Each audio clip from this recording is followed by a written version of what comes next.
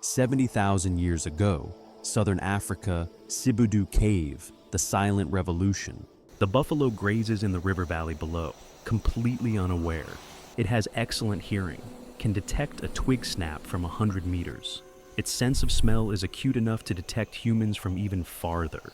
But the wind is wrong for scent, and the hunter crouching in the tall grass makes no sound at all. Her name is Nama, and she holds a weapon that will change warfare forever. It's a piece of curved wood, flexible springy wood from a specific tree species, with a string of twisted animal sinew tied between the two ends, holding the wood under constant tension.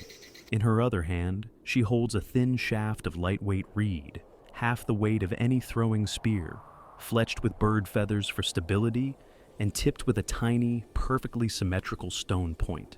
Technique number 6, the bow and arrow, silent death. Nama knocks the arrow, draws the string back to her cheek. The bow groans softly with stored energy, human muscle power condensed into bent wood, ready to release in an explosive instant. She's practiced this motion 10,000 times. The muscle memory is perfect. Unconscious. She releases. The arrow is nearly invisible in flight. It makes almost no sound, a soft whisper through grass, nothing like the whooshing of thrown spears. It covers 70 meters in under 2 seconds and strikes the buffalo behind the front leg, punching through ribs and into both lungs. The buffalo jerks, looks around in confusion. It doesn't know what hit it, doesn't know where the attack came from, doesn't know it's already dead. It takes 3 steps and collapses. This is the first true silent weapon, the first tool that allows humans to kill without alerting prey to their presence, without giving away their position, without triggering the instant panic response that makes animals dangerous. And because arrows are light, Nama carries 30 of them, 30 chances to kill versus the 3 or 4 heavy spears earlier hunters could manage. As she approaches the buffalo, she hears something that makes her freeze. Voices, human voices, but not from her clan. Another band is hunting this same valley, and by the sound of their approaching footsteps, they've heard the buffalo's death cry and are coming to investigate or steal the kill. 35,000 years ago, Ice Age Europe, the frozen valley, maximum power. The woolly rhinoceros is rage given physical form. 2 tons of muscle wrapped in armor-thick hide and covered in dense fur, with a horn that can disembowel a cave bear.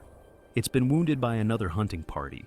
A spear is lodged in its hindquarter, and now it's become unpredictable, charging anything that moves.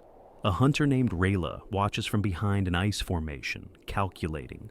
Her people have invented something that will make even megafauna vulnerable. It's a flat piece of carved wood, 30 centimeters long, with a grip carved into one end and a hook at the other. It looks like nothing. It's about to change everything. Technique number 7, the atlatl, the leverage revolution. Rella places a specialized dart, lighter than a spear but heavier than an arrow, into the atlatl's groove. The hook catches the dart's notched end. She holds the atlatl behind her head, the dart resting along its length. When she throws, the atlatl extends her arm length by 50 centimeters, creating a lever that multiplies the force she can generate. The rhinoceros charges, snow exploding around its feet. Rila steps out from cover and throws with her entire body, legs, core, shoulders, arm, all channeled through the atlatl. The dart launches at speeds approaching 100 miles per hour, faster than any human could throw by hand.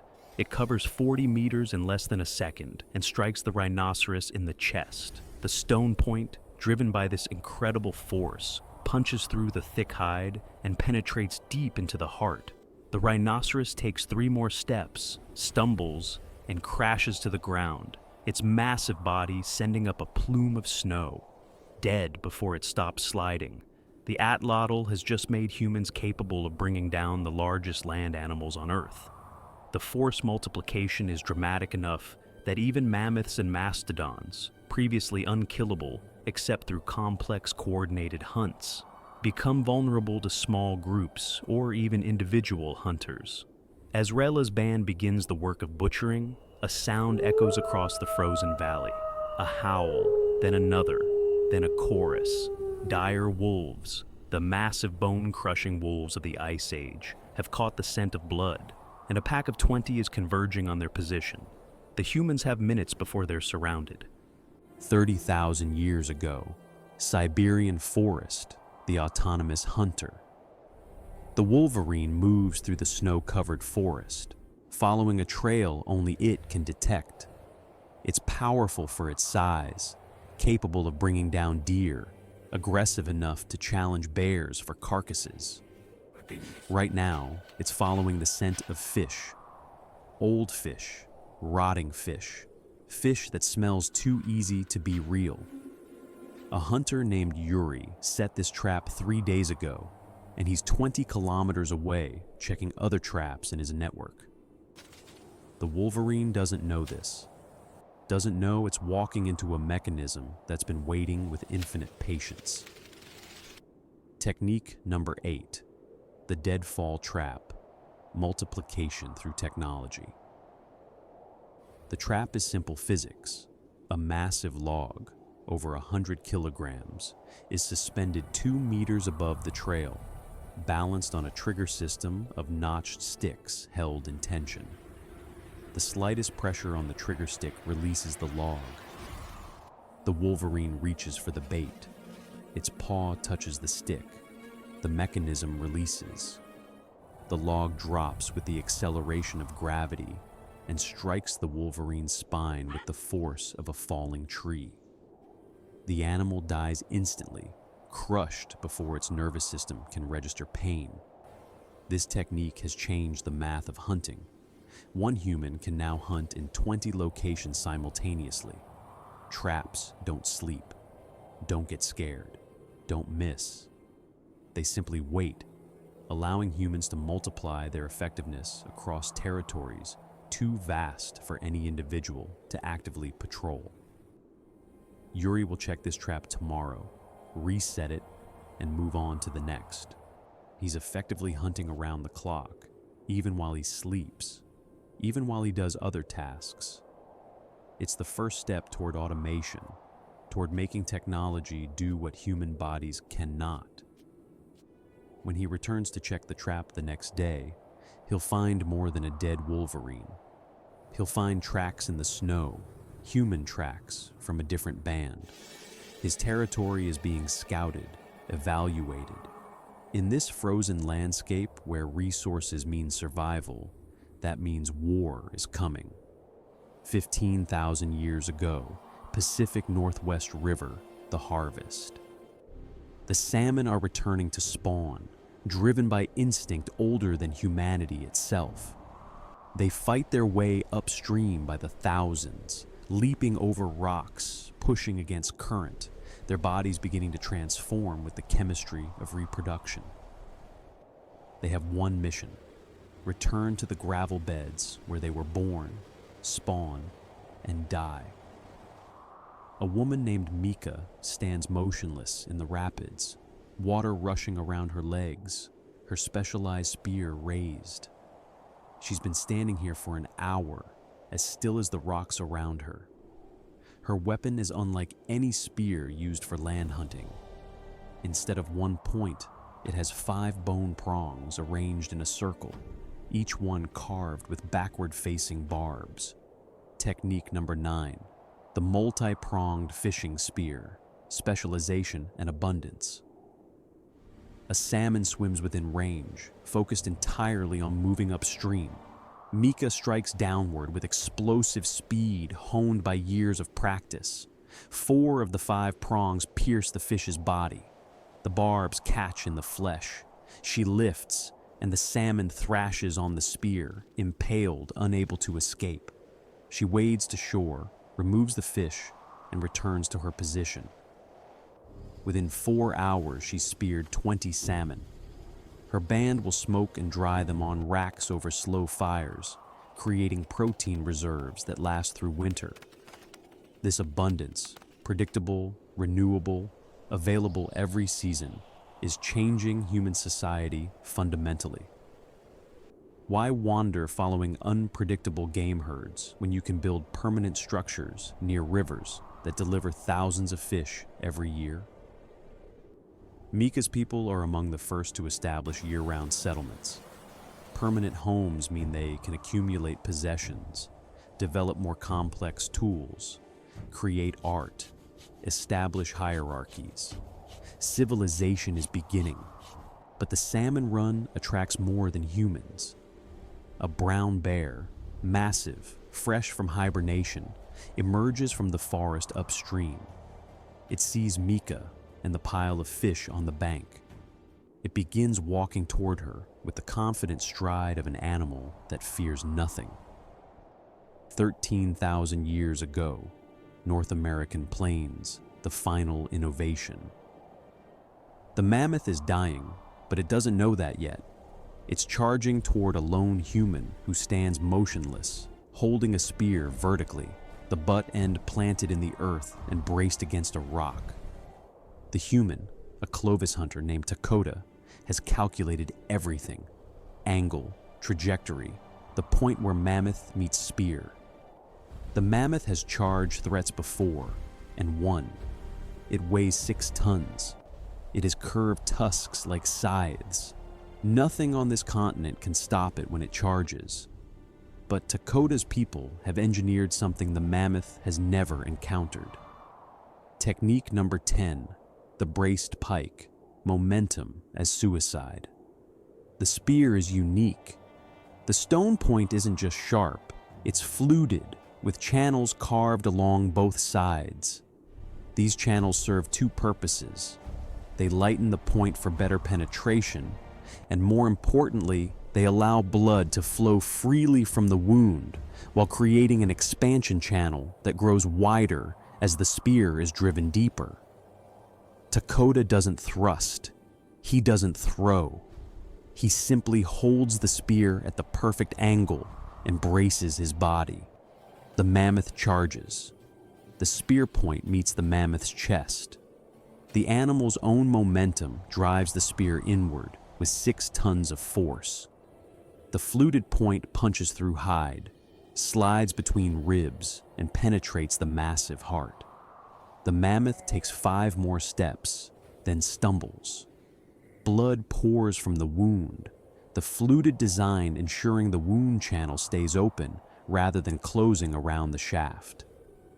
The animal falls to its knees, then onto its side. Within 2 minutes, it's dead. This is the ultimate expression of defensive offense, using an attacker's own strength, speed, and aggression to ensure its death. The braced pike means even a solitary hunter can bring down the largest animals on Earth if positioned correctly, if brave enough to stand firm, if willing to bet their life on engineering and physics. As Dakota's hunting band approaches to begin butchering, they see something on the horizon that makes them pause. More humans, dozens of them, walking in from the east. Not hunting, migrating, families, elders, carrying possessions. The megafauna are disappearing, hunted to extinction across continents by techniques too effective to be sustainable. The age of hunting is ending.